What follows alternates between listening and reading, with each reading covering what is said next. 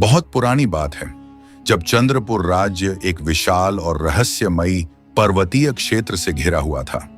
इस पर्वत श्रृंखला की ऊंचाइयां इतनी अधिक थीं कि बादल भी उनके शिखरों को छूते हुए निकलते थे।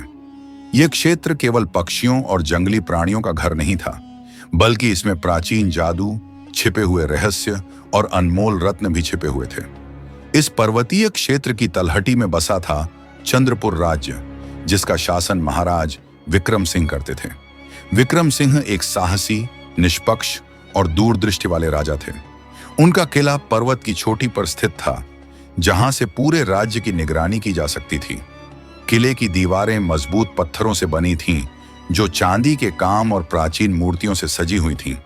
लेकिन राजा की असली संपदा उनकी बहादुरी, दया और बुद्धिमत्ता थी, जो राज्य के हर निवासी के दिल में बसी हुई थी। राजा विक्रम की रानी सुलक्षणा भी किसी काव्य की मुख्य पात्र से कम नहीं थी। वे न केवल रूपवान थीं, बल्कि धनुष चलाने और युद्ध रणनीति में भी माहिर थीं। उनकी बुद्धि, साहस और करुणा ने कई बार राज्य को विपत्तियों से उबारा था। उनकी उपस्थिति ही प्रजा में विश्वास और शांति का संचार करती थी। एक शाम पर्वत की गहराई से एक दूत आया। उसका चेहरा भय और थकावट से पीला पड़ गया था। उसने राजा को सूचित किया कि अंधकार राज, पर्वत का सबसे क्रूर और शक्तिशाली दानव, राज्य पर आक्रमण की साजिश रच रहा है। उसकी ताकत इतनी प्रबल थी कि कई पड़ोसी राज्य पहले ही उसके आतंक का शिकार हो चुके थे। राजा विक्रम ने तत्काल अपने सलाहकारों और सेनाध्यक्षों की सभा बुलाई। सबसे अनुभवी और बुद्धिमान सलाहकार हरिशंकर बोले, महाराज, अंधकार राज केवल बल में ही नहीं, जादुई विद्या में भी पारंगत है। हमें सिर्फ शस्त्रों से नहीं, बल्कि चतुराई और योजना से इसका मुकाबला करना होगा। राजा ने शीघ्र ही एक योजना तैयार की। उन्होंने अपने विश्वसनीय योद्धा कर्ण और साहसी रानी सुलक्षणा को साथ लिया। राजा और रानी दोनों ही अपने अनुभव और साहस के लिए विख्यात थे। कर्ण अपनी ताकत और वीरता के लिए जाना जाता था। उन्होंने पर्वत के जोखिमों को ध्यान में रखते हुए सभी सैनिकों को प्रशिक्षित किया और उनका मनोबल बढ़ाया। पर्वत का मार्ग दुर्गम, खतरनाक और रहस्यपूर्ण था। हर मोड़ पर गहरी खाइयां, जंगली शेर और छिपे हुए जाल थे। लेकिन राजा, रानी और उनकी सेना निर्भीक होकर आगे बढ़ती रही। रास्ते में उन्होंने कई छोटे गांवों के निवासियों को देखा, जो भय से पर्वत की गुफाओं में छिपे हुए थे। राजा ने उन्हें भरोसा दिलाया कि राज्य सुरक्षित रहेगा और कोई हानि नहीं होगी। पर्वत की गहराई में पहुंचकर सेना ने अंधकार राज का दुर्ग देखा। यह दुर्ग एक ऊंची चट्टान पर बना था और चारों तरफ गहरी खाइयों और जालों से घिरा हुआ था। महाराज विक्रम ने अपनी योजना को अंतिम रूप दिया। रानी सुलक्षणा और कर्ण ने विशेष टुकड़ियों का नेतृत्व किया, जो दुर्ग के चारों ओर घूमकर जालों और पहरेदारों को नष्ट कर रही थीं। एक लंबी और भयंकर लड़ाई आरंभ हुई। तीर चले, जादुई मंत्रों का आदान प्रदान हुआ और पर्वत में ध्वनि और धूल उड़ने लगी। रानी सुलक्षणा ने अंधकार राज की जादुई शक्ति को बेअसर किया और कर्ण ने उसे घेर कर दुर्बल बनाया। अंत में महाराज विक्रम ने अपनी धनुष और साहस से अंधकार राज को पराजित किया और उसे पर्वत की सबसे गहरी गुफा में कैद कर दिया। चंद्रपुर राज्य में पुनः शांति स्थापित हो गई।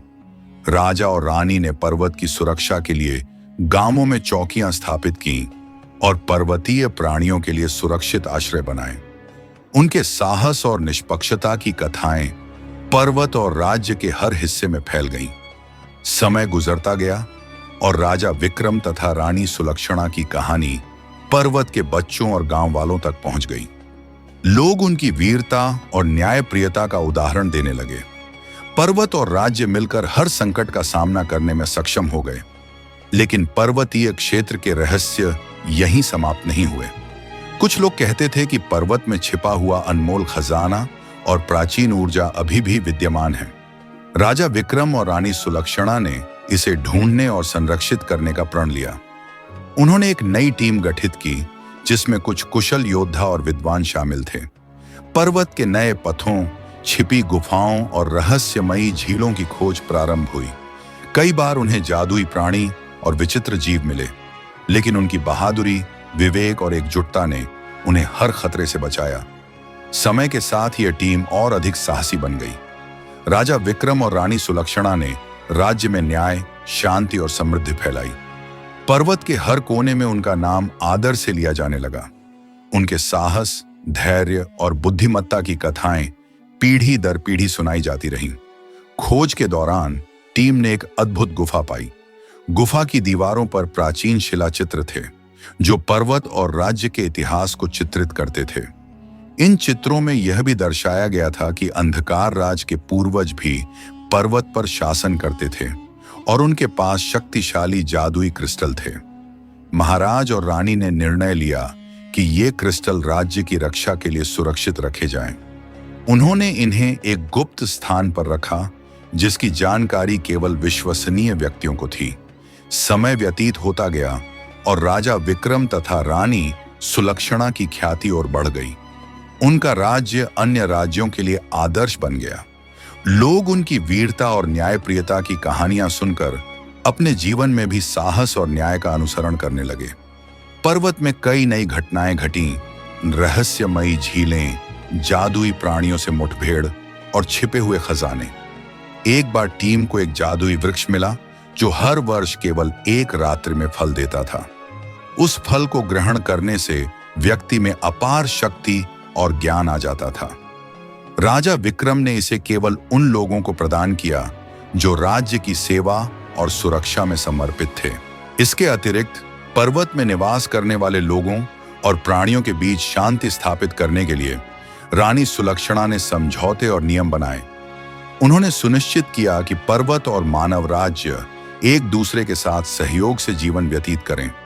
समय गुजरता गया और राजा विक्रम तथा रानी सुलक्षणा की कहानी पर्वत और राज्य के हर जीव के हृदय में अमर हो गई।